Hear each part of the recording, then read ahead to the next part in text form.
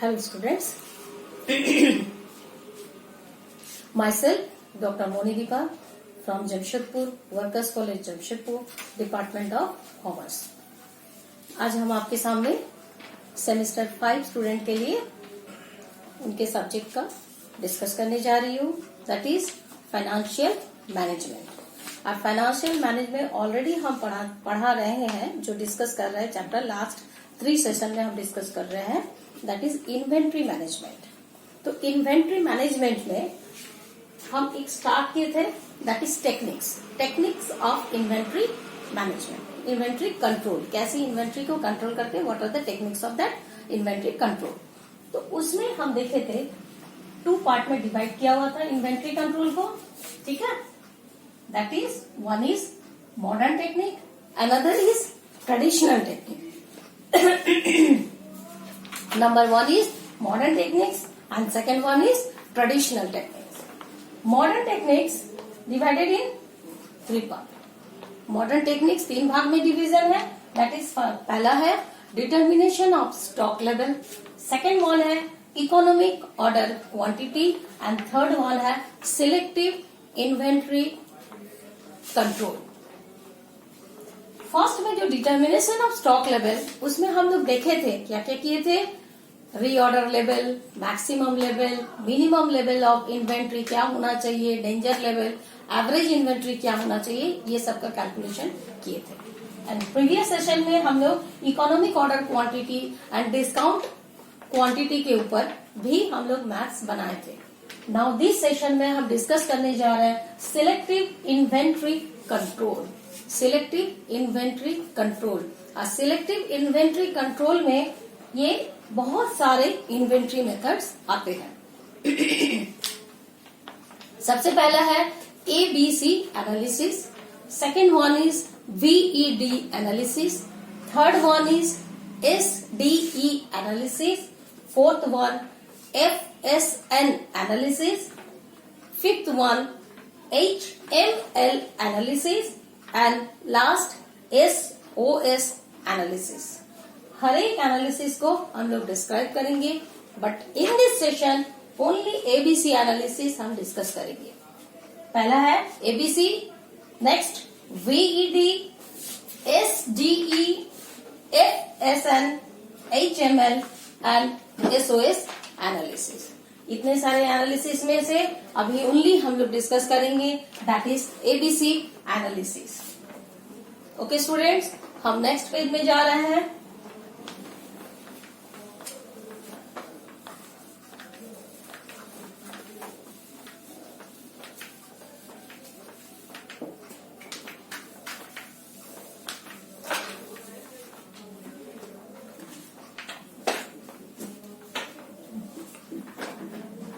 Techniques of inventory control.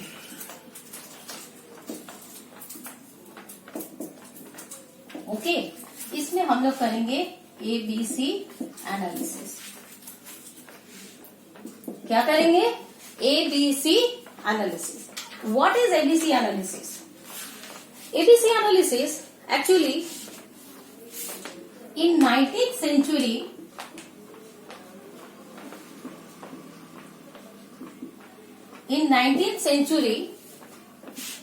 Indian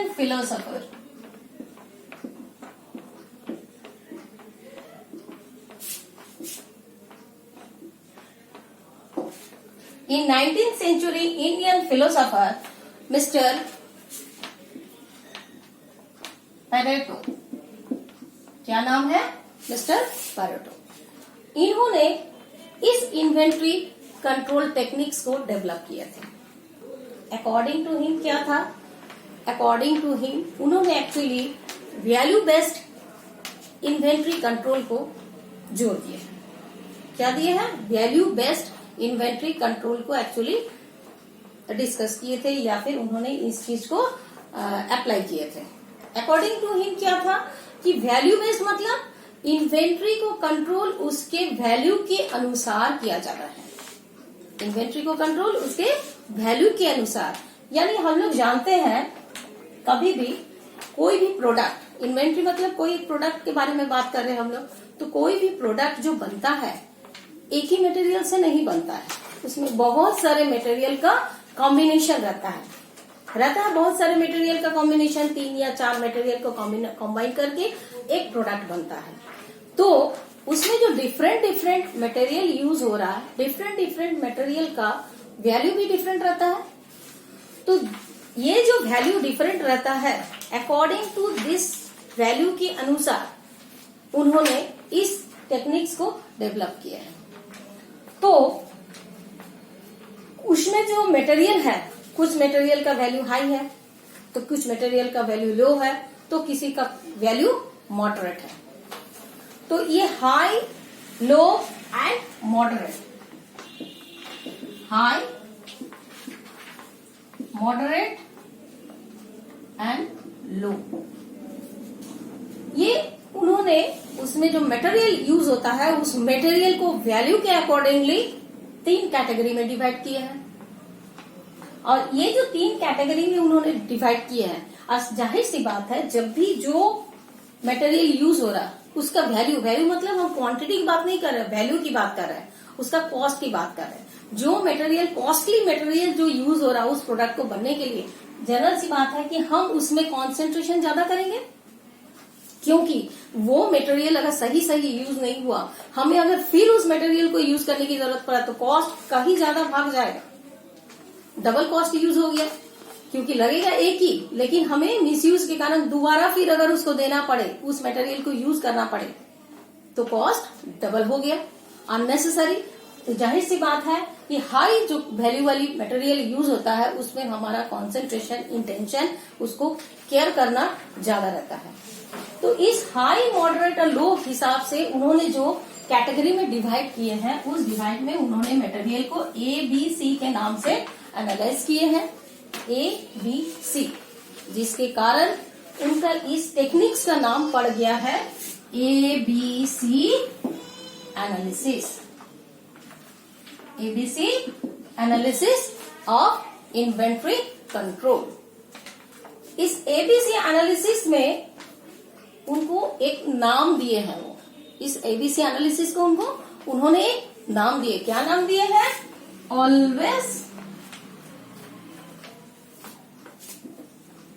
better control. क्या नाम दिए हैं? कोई ऑलवेज बेस्ट कंट्रोल भी बोलते हैं, इसका एक्चुअली नाम हो गया ऑलवेज बेटर कंट्रोल। बेटर को कंट्रोल करना है हमेशा, जो बेटर है, बेस्ट है, बेस्ट क्वालिटी प्रोडक्ट को ज्यादा कंट्रोल की जरूरत पड़ता है। यानी कि अकॉर्डिंगली दिस उन्होंने एक टेबल बनाए हैं। क्या टेबल बनाए हैं?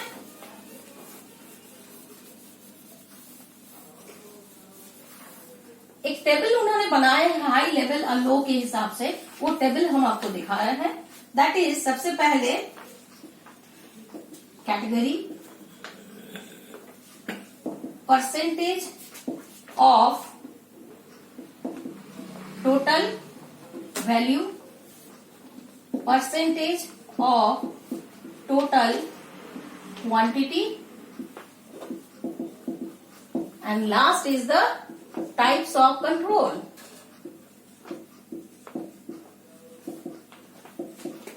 ये 4 हिसाब से उन्होंने टेबल बनाया, 4 कॉलम के हिसाब से। First is category. कैटेगरी हम लोग देखे हैं, क्या कैटेगरी हो रहा? A, B and C। तो ये है A, B and C। A, B, C इसमें परसेंटेज ऑफ वैल्यू, मतलब उसमें प्रयोग होने वाले, यूज होने वाले मटेरियल का कॉस्ट के हिसाब से, वैल्यू के हिसाब से जो ज्यादा कॉस्टली है वो ए में आएगा। यानी ज्यादा कॉस्टली मतलब परसेंटेज ऑफ कॉस्ट वो कितना कवर करता है। अगर टोटल प्रोडक्ट 100% कॉस्ट का है तो उसमें से ये कैटेगरी कितना परसेंट कॉस्ट कवर कर रहा है? वो कवर कर रहा है 70 to 75%।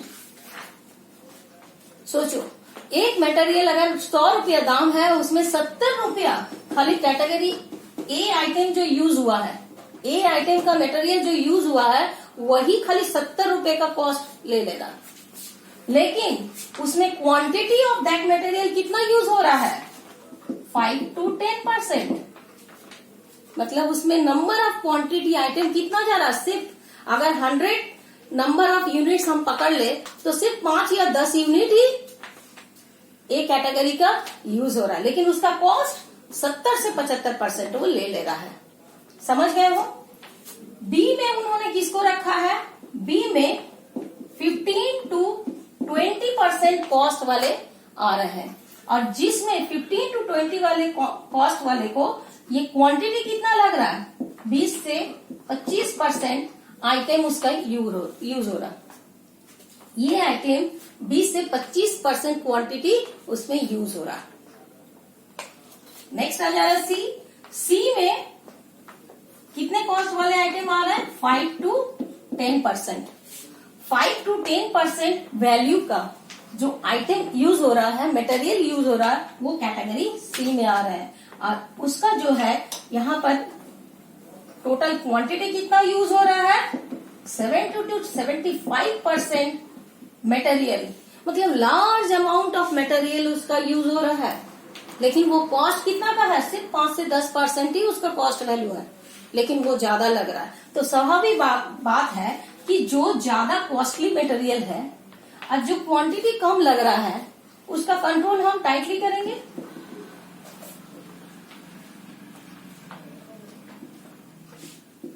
उसका कंट्रोल हम टाइटली करेंगे, मतलब बहुत कॉशियस रहना पड़ेगा हमको कि कहीं मटेरियल इधर उधर तो नहीं हो जा रहा, मिसयूज तो नहीं हो रहा है, क्योंकि लॉस क्या है, लॉस होने से कॉस्ट भाग जाएगा, कॉस्ट भाग जाने से क्या होगा, सेल कम होगा। कंपटीशन मार्केट है, सेल कम होगा तो प्रॉफिट कम आएगा, प्रॉफिट कम आएगा तो एम्प्लॉइज का सैलरी कम हो जाएगा, बहुत कुछ डिपेंड करता है। ठीक है, तो इससे क्या है, 15% 20% में जो मटेरियल आ रहा है उसको हम क्या करेंगे, मॉडरेट कंट्रोल करेंगे।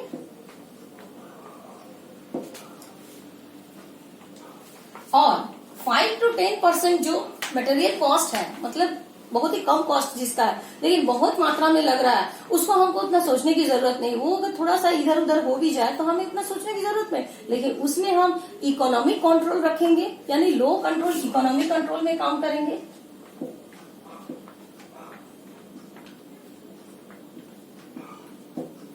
उसमें हम लो कंट्रोल रखेंगे, मतलब थोड़ा लूज कंट्रोल रखेंगे। लो कंट्रोल मतलब लूज बोल सकते हैं, इसको हम लूज कंट्रोल रखेंगे।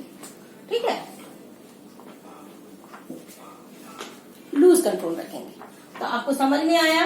अकॉर्डिंगली दिस अभी हम एक क्वेश्चन पे जाएंगे, और वो क्वेश्चन बड़ी ध्यान से करना क्योंकि बड़ी इंपॉर्टेंट है। एबीसी एनालिसिस सारा उस मैथमेटिकल कैलकुलेशन के ऊपर है। लास्ट में हम लोग देखेंगे वो कैसे हम लोग स्टार्ट करेंगे, यहाँ से क्वांटिटी कितना यूज हो रहा है, कॉस्ट कितना लग रहा है, यहाँ से यहाँ पर आएंगे।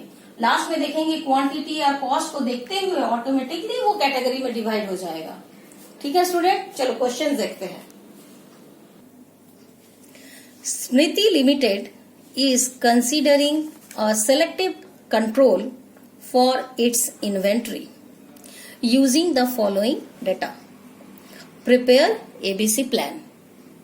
जो डेटा दिया हुआ है अकॉर्डिंगली दिस आपको ABC प्लान के अनुसार कैटेगरी वाइज डिवाइड करके बताना है, जिसमें आइटम दिया है, आइटम नंबर्स इज 1 2 3 4 5 6 7 दिया हुआ।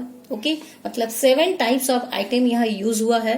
एंड यूनिट्स आर, मतलब एक एक आइटम में कितना कितना यूनिट्स यूज हुआ है वो बताया गया है। नंबर 1 आइटम का यूनिट्स यूज हुआ है 25,000, सेकेंड के लिए 25,000 यूनिट्स यूज हुआ है, थर्ड के लिए 70,000 यूनिट्स, 4 के लिए 30,000 यूनिट्स, 5 के लिए 10,000 यूनिट्स एंड 6 के लिए 20,000 एंड 7 के लिए भी 20,000 यूनिट्स यूज हुआ है। यानी टोटल यूनिट्स जो इसमें यूज हुआ है that is 2 lakhs number of units use हुआ है। नाउ कॉस्ट पर यूनिट दिया हुआ है। कॉस्ट पर यूनिट्स क्या है, 1 का कॉस्ट है, आइटम नंबर 1 का कॉस्ट पर यूनिट है 12 रुपया, आइटम नंबर 2 का कॉस्ट पर यूनिट है 4 रुपीज, आइटम नंबर 3 का कॉस्ट पर यूनिट है 4 रुपीज, आइटम नंबर 4 का कॉस्ट पर यूनिट है 15 रुपीज, आइटम नंबर 5 का कॉस्ट पर यूनिट है 110 रुपीज, आइटम नंबर 6 का कॉस्ट पर यूनिट है 50 रुपीज, आइटम नंबर 7 का कॉस्ट पर यूनिट है 3 रुपीज। अभी हम लोग स्टूडेंट देख चुके हैं, अभी इसको हम लोग सॉल्व करेंगे। तो स्टूडेंट्स अभी हम लोग देखेंगे वो क्वेश्चन कैसे सॉल्व करेंगे। पहले बताए थे एबीसी एनालिसिस क्या है, अकॉर्डिंगली आइटम के वैल्यू के ऊपर वो कैटेगरी वाइज डिवाइड होता है। तो क्वेश्चन में दिया हुआ है, क्या क्या दिया हुआ है क्वेश्चन में, आइटम दिया हुआ है, क्या क्या मटेरियल यूज हो रहा है, मटेरियल का कॉस्ट पर यूनिट दिया हुआ है, नंबर ऑफ यूनिट्स कितना लग रहा है ये दिया हुआ है। लेकिन एक एक आइटम का कॉस्ट कितना है, एक एक आइटम का वैल्यू कितना है वो नहीं दिया हुआ है। तो ये वर्किंग नोट्स हम लोग पहले कर लेंगे, क्योंकि इसी के आधार पर वो कैटेगरी वाइज डिवाइड होगा, उसको सीरियली हम लोग को लिखना पड़ेगा। इसलिए वैल्यू ऑफ ईच आइटम हमारे लिए जानना बहुत जरूरी है। तो ईच वैल्यू ऑफ आइटम के लिए ये वर्किंग नोट्स हम करेंगे। पहले क्या लिखेंगे, वर्किंग नोट्स। वर्किंग नोट्स के लिए आप ये बिल्कुल मत घबराना कि वर्किंग नोट्स को हम पहले कैसे करेंगे, नो प्रॉब्लम। वर्किंग नोट्स करके ही हम इसको टेबल करेंगे, या फिर बाद में जो सॉल्व टेबल है उसको अगर हम पहले टेबल ड्रॉ करके नीचे में वर्किंग नोट्स कर सकते हैं, ये भी हो सकता है। ठीक है, तो हम आपको पहले वर्किंग नोट्स समझाते हैं। वर्किंग नोट्स में क्या है, calculation of value of items. क्या है, calculation of value of item. एक एक आइटम का क्या वैल्यू है वो निकालने जा रहे हैं। तो क्वेश्चन में आपको दिया हुआ है 1 से 7 तक आइटम, 1 से 7 तक आइटम का यूनिट कितना यूज हुआ है वो दिया हुआ है। अकॉर्डिंगली यूनिट उसका कॉस्ट पर यूनिट क्या है वो भी हम लिख चुके हैं। ओके, अभी हम इसका वैल्यू देखेंगे और वैल्यू के अकॉर्डिंगली उसको सीरियल करेंगे, ताकि उसी सीरियल के हिसाब से वो टॉप से बॉटम तक सजाएंगे उसको। ठीक है, तो फर्स्ट में यूनिट 25,000 यूज हुआ है, जिसका कॉस्ट पर यूनिट कितना है 12। तो 12 इंटू 25 कितना होता है 3 lakhs। फिर 25 इंटू 4 कितना होता है 1 lakhs, वैल्यू आ रहा है। फिर 70 इंटू 4 कितना होता है 2 lakhs 80,000। नेक्स्ट 30,000 इंटू 15 कितना होता है 30 इंटू 15 दैट इज 4 lakhs 50,000। फिर 10 इंटू 10,000 इंटू 110 पर कॉस्ट है, ये आपका चला जाएगा 11 lakhs।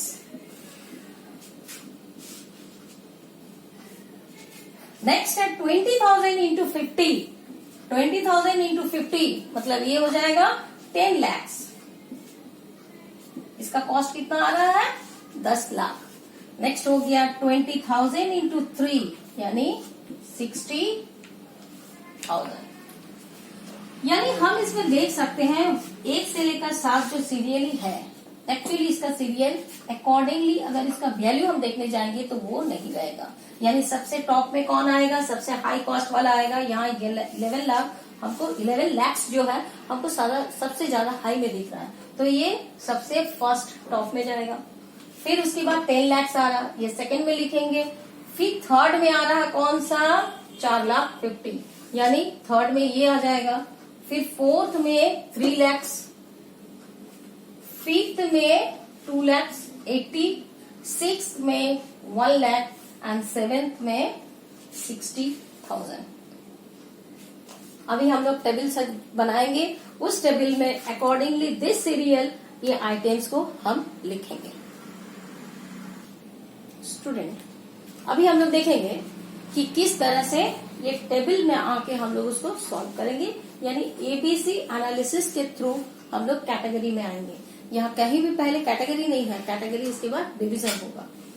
जैसे हम लोग जानते हैं, हम लोग जो कैलकुलेशन कर चुके हैं आइटम वाइज हम लोग देखे हैं, आइटम क्या क्या था 1 से लेकर 7, लेकिन वो 7 अभी इस सीरियल में नहीं है जो कि क्वेश्चन का सीरियल में है, वो सीरियल अभी चेंज हो गया। हम लोग देखिए वैल्यू के अकॉर्डिंगली सबसे हाईएस्ट वैल्यू को हम लोग टॉप में लिखेंगे। तो हाईएस्ट वैल्यू था क्या 11,000 का, जो कि 110 पर यूनिट कॉस्ट था और उसमें यूनिट यूज हुआ था 10,000।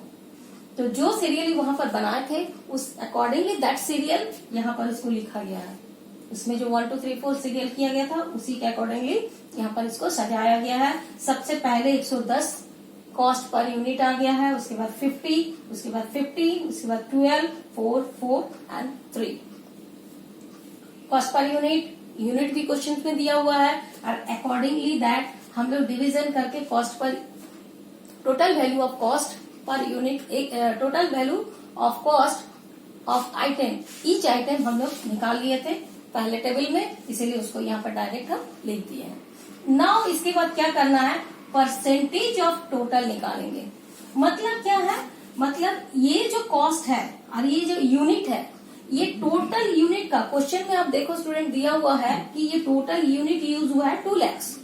तो 2 लाख यूनिट जो यूज हुआ है उसमें जो फर्स्ट कैटेगरी यानी फर्स्ट कैटेगरी नहीं फर्स्ट आइटम जो हम रखे हैं 110 पर कॉस्ट एक आइटम का, उसमें जो 10,000 यूनिट हुआ है वो कितना परसेंट है ये निकालेंगे। यानी टोटल यूनिट में से इस यूनिट का ये आइटम के कितना यूनिट जो यूज हुआ है वो कितना परसेंट है, उसके लिए एक फॉर्मूला है, यहाँ हम लिख दिए हैं। इसको एबीसी इसी टेबल में इसको बनाइएगा।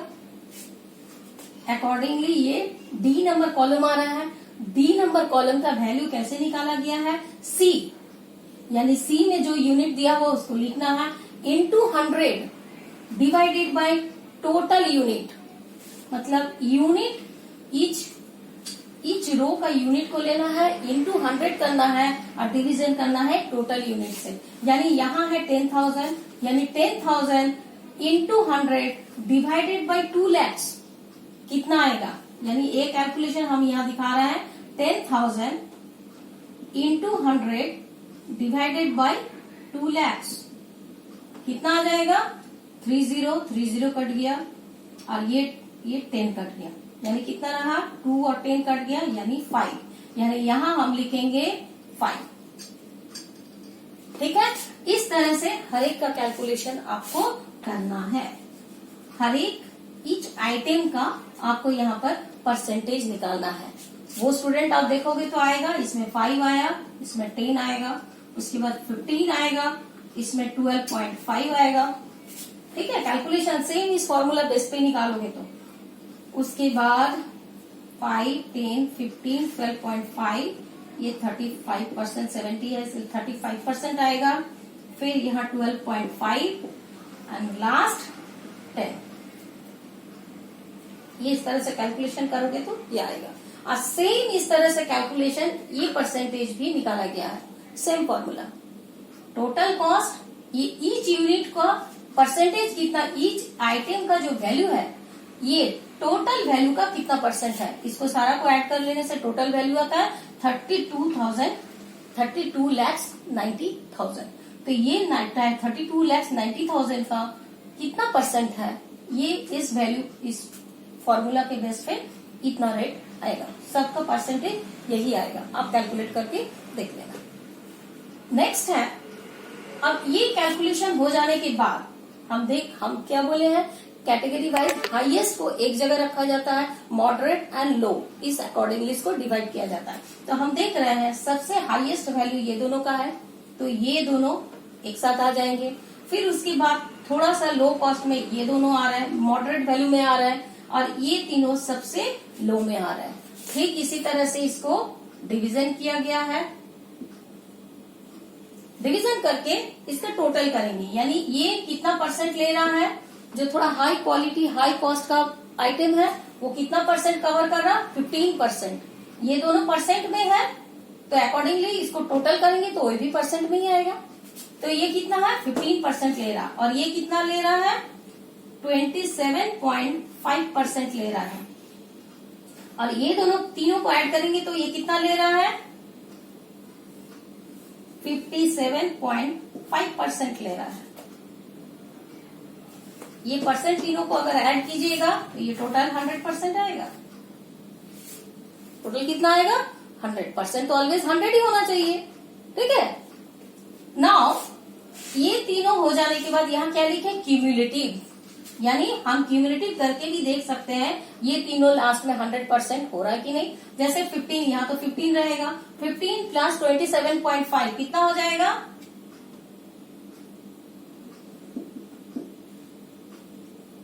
42.5, और 42.5 एंड 57.5 को ऐड करेंगे तो 100 हो जाएगा। ठीक उसी तरह से यहाँ भी हम लोग क्यूमुलेटिव कर ले, पहले कैटेगरी वाइज जो हाई क्वालिटी का है, हाई कॉस्ट का है, उसको जोड़ देते हैं। यहाँ पर हम कॉस्ट नहीं देखे थे, यहाँ यूनिट्स देखे थे। मेरा ये कहना था, इस एनालिसिस में क्या देखा जा रहा है, मेन देखा जा रहा है कि किसका हाई कॉस्ट है लेकिन यूनिट कम यूज हुआ है। अब देखो बाद में यूनिट बहुत ज्यादा यूज हुआ है, लेकिन ये हाई कॉस्ट वाला आइटम का यूनिट कम यूज हुआ है, लेकिन लो कॉस्ट वाला यूनिट ज्यादा यूज हुआ है। यही तो इसका एनालिसिस है, ठीक है। ठीक इसी तरह से इसको हम ऐड करेंगे तो कितना आ जाएगा 63.8। ये कितना आ जा रहा है 22.8। ओके, और ये कितना आ जा रहा है 8 9 4 8.5 8 3 11 12 13.4। ठीक है, 13.4 22.8 एंड 63। इसको भी अगर हम क्यूमुलेटिव करेंगे तो कितना आएगा, यहाँ पर 63.8 ही रहेगा। ठीक है, क्योंकि ये तो डायरेक्ट आ रहा है, इसमें कुछ ऐड नहीं हो रहा। नेक्स्ट टाइम में इसके साथ ये ऐड हो रहा है, यानी 63.8 प्लस 22.8 ऐड करने से कितना आ जाएगा